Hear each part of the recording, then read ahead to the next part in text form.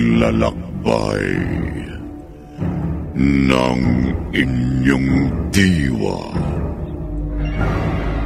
Pagsaksi sa mga pangyayaring hindi mo sukat akalain.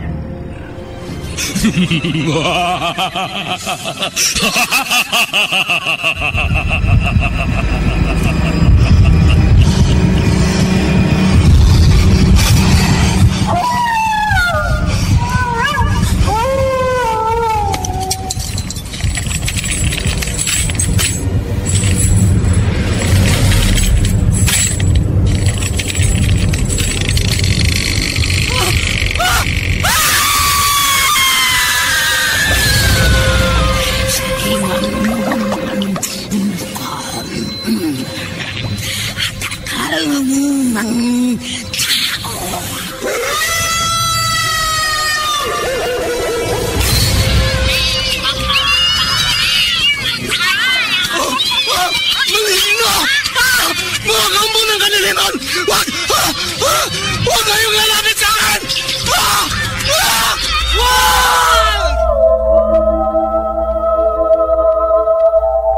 Mga kababalaghang hindi kayang tanggapin ng inyong isipan.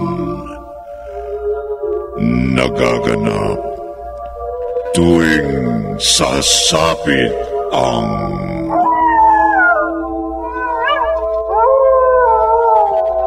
gabi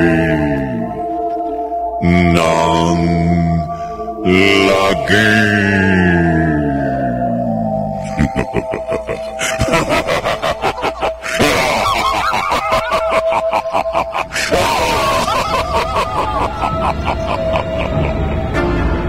Pinagsamang produksyon ng DZRH at Star City.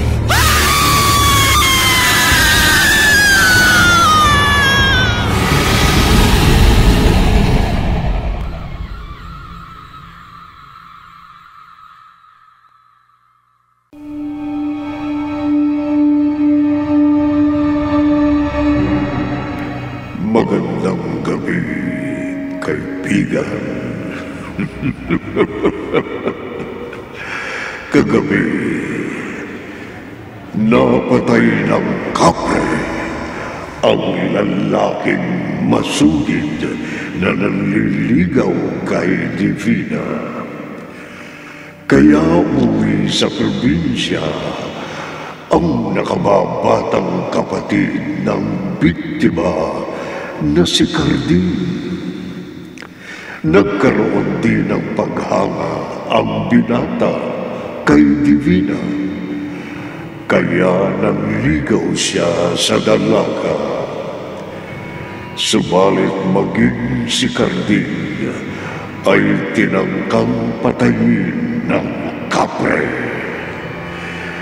Narito ang ikatlong bahagi ng ating tampok na kwento sa linggong ito, pinamagatang Kapre.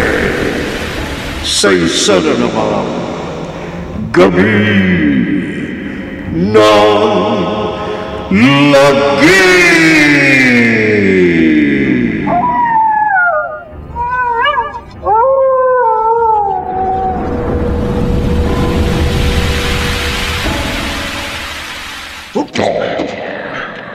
Muntik na akong tinamaan ng tadyak ng paa ng kapre.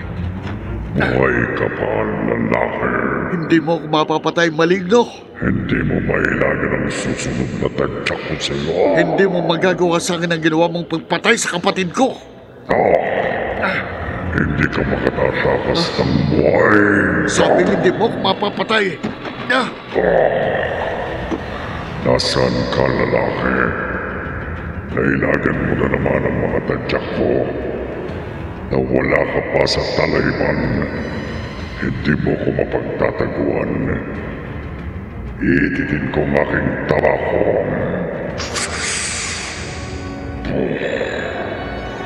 Ngayong naitid ko na ang aking trabaho. Makikita na kita kahit saan ka magtago. No. Ayan, lalaki. Nakikita na kita sa pinagtataguan mo. Ha? Paano mo ako nakita rito sa dilim, maligno? Kapag nagbaga ang aking trabaho, nagbibigay linaw ito sa aking mga mata. Kaya tatapusin ko ng buhay mo. Halika! Oops! Hindi mo ako masusunggaban ng kamay mo, kapre! Mabilis kang umilag. Kapag nasunggaban kita, tutulungin ko ng aking mga kamay ang katawan mo. Hindi mo ako mapapatay! Hup! Hindi na kita susundan, lalaki. Pero kapag nanligaw ka pa kay Divina, titiyakin ko nang mapapatay kita.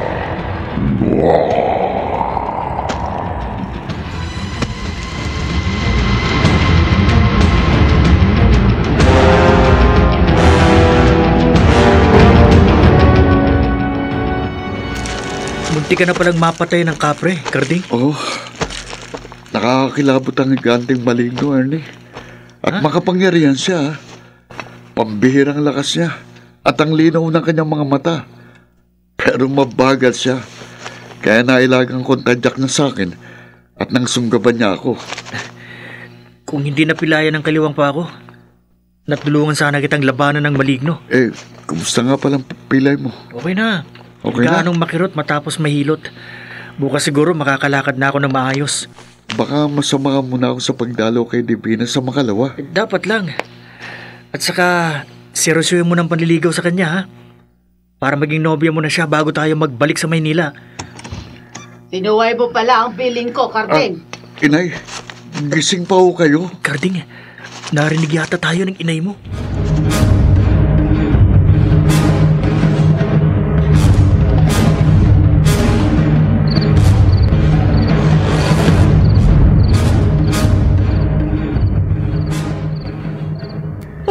Karding! Inay, wag ho kayong mabahala. Kahit naririnig ng kaibigan mo, pagsasabihan kita, kagagalitan kita. Karding naman, kamamatay lang ng kuya mulong mo. Pero gusto mo sumunod na sa kanya sa hukay. Makakapag-ingat naman po ako. Para hindi maulit sa akin ang kapahamakang sinapit ng kapatid ko. Sinabi ko na sa'yo, huwag kang manligaw kay Divina. Sundin mo ako. At mamamatay ako sa labis na pag-aalala sa'yo. Inay, Mamamatay ako.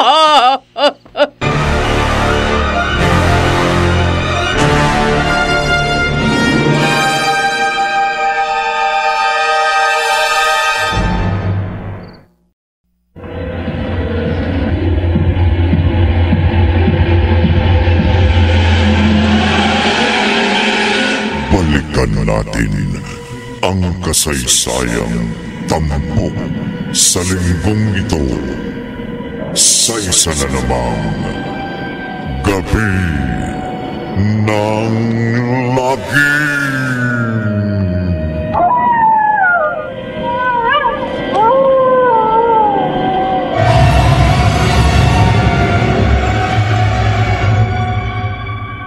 Isabel, ilapitan kita rito sa kalye dahil nalaman kong nanligaw rin pala ang anak kong si Karding kay Divina. Oo, naging bisita nga ng anak ko kagabi yung bunso mo, Mila.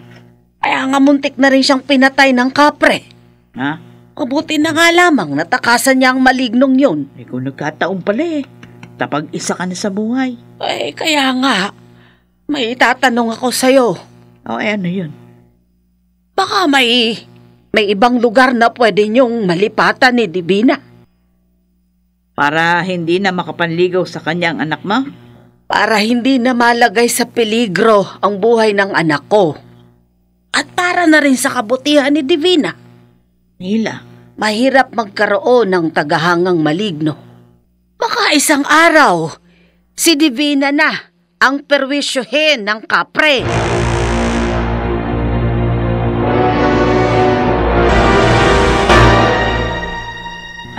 pwedeng mangyari ang inaalala ni Mila, Divina. Pwede po akong perwisyuhin ng kapre, Nay. Oo. Kaya lilipat na naman po tayo ng tirahan. Ay, hindi na. Makapangyarihan ang kapre, kaya malamang masundan niya tayo kahit saan tayo manirahan. Ano pong gagawin natin? Hindi mo naman pwedeng pigilan ang sino mang gustong manligaw sa iyo. Pero kawawa naman po ang mga napeperwisyo ng maligno dahil sa akin. Naaawa ka nga lang kaya kay Carding. Inay, Hindi kaya may simpatiya ka na sa kanya. kung sakali, Nay, pahayag po ba kayo? Bakit naman hindi? Mukha namang mabait at responsable si Carding. At kahit kailan lang po kami nagkakilala, dama ko pong tapat sa loob niyang panliligaw sa akin. Talagang mahal po niya ako. At nasa hustong gulang ka na. Natural lamang na magmahal ka na. Kaya lang, Ay, ano po, Inay? paano kung ang pagmamahalan ninyo ni Carding hadlangan ng kapre?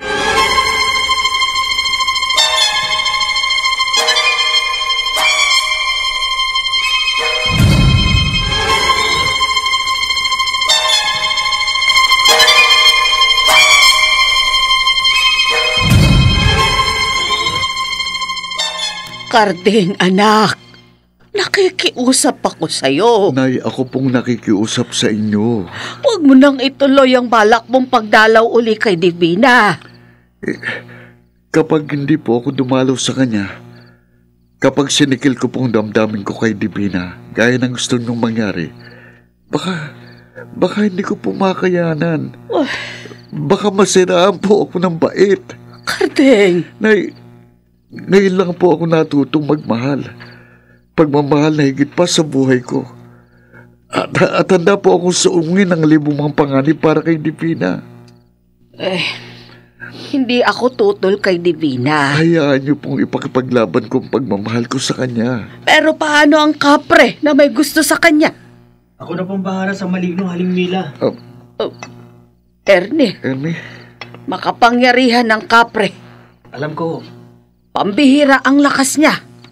Kaya niyang pumatay ng tao sa pamamagitan lamang ng kanyang mga kamay at paa. Gaya ng ginawa niya sa panganay kong anak. hindi po mauulit ng kapre kay Carding ang pagpatay na ginawa niya sa panganay na anak ninyo. Yan po ang sisiguruhin ko. Kaya nagpunta ako sa simbahan. Galing ka sa simbahan, Ernie? Oo, Carding. Gusto kitang matulungan. Kaya humingi ako sa pari ng benditadong tubig. Benditadong tubig? Oo, Aling Mila. Kaya wala na kayong dapat ipag-alala. Kahit manligaw si Carding kay Divina. Dahil ang holy water ho, ang gagawin kong mabisang panlaban sa kapre.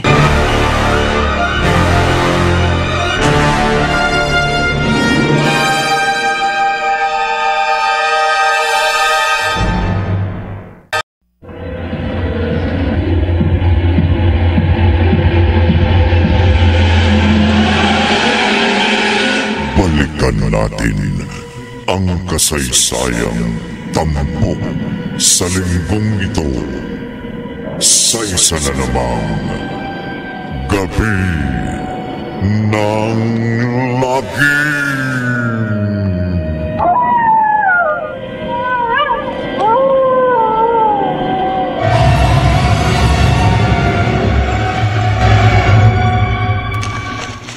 Dahan-dahan lang ang paglakad natin dito sa Talahibon, Carding. Ernie, masakit pa bang kaliwang paa mo? Ay, hindi na masyado.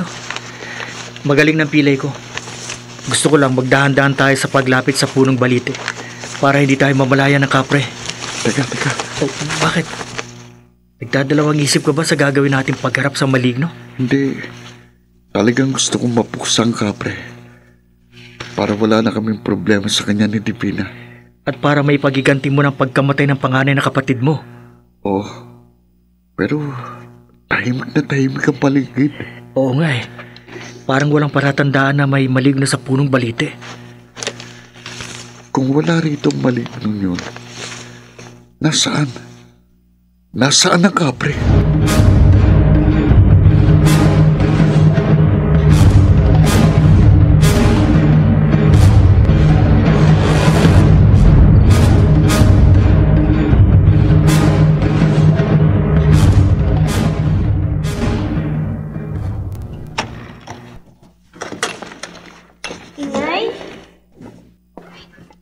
Dumating na po ba kayo? Ah? Wala pala si Inay dito sa kwarto ko. Hindi pa siya nagbalik matapos siyang may bilhin sa tindahan. Bakit bukas ang bintana dito sa kwarto ko? Sino nagbukas itong bintana? Sino? Divina. Ah! Huwag kang malapit sa akin. Ano itong nasa labas ng bintana na sumilip sa kwarto ko? Higanteng maligno? Malaking lalaking mabalahibo buong katawan at kakilakilabot ang anyo! Kapre! Oo, Divina. Isa akong maligno. Isang kapre na matagal lang may lihim na paghangat sa'yo. Layuan mo ako, maligno! Oo. Lalayo ako. Pero ipapasok ko ang kamay ko sa bintana para tuputin ka. Wag! Halika! Wag! Bitiwan mo ako, kapre! Bitiwan mo ako! Wag! Kahit na biglas mo, Hindi! hindi ka makakapos. Wag! Kukunin kita. Wag! Isasama kita. Tulong! Tulungan niyo ako!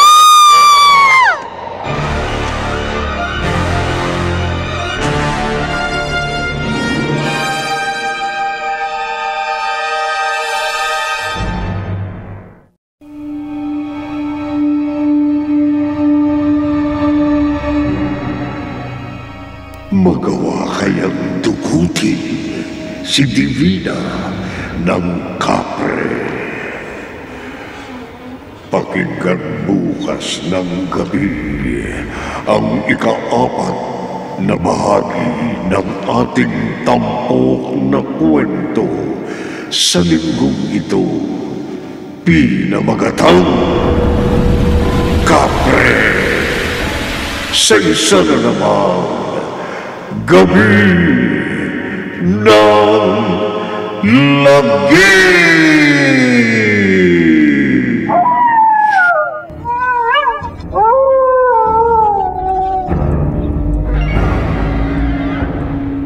Mga nagsiganap: Bobby Cruz, Chiquit del Carmen Amor, Phil Cruz, Rosana Villegas, Maynard Landicho Jr.